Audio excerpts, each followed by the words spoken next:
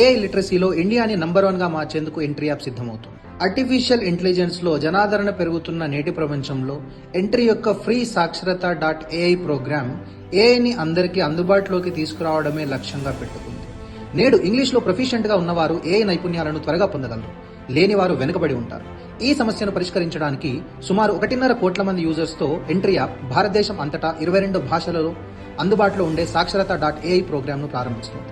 ఇప్పుడు ఈ entry initiative ద్వారా భారతదేశంలోని ఎవరైనా ఆర్టిఫిషియల్ ఇంటెలిజెన్స్, దాని సామర్థ్యాలు, అధునాతన ఏఐ సాధనాలను ఎలా ఉపయోగించాలి మరియు వారి మాతృభాషలో వారి కెరియర్లోనూ ఎలా ముందుకు తీసుకెళ్లాలి అన్ని ఉచితంగానే తెలుసుకోవచ్చు.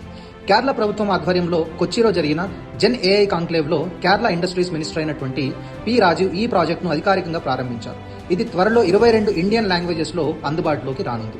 ఇప్పుడు ఎంట్రీతో చేతులు కలపండి మరియు కృత్రిమ మేధస్సు ప్రపంచంలో కలిసి ముందుకు సాగండి.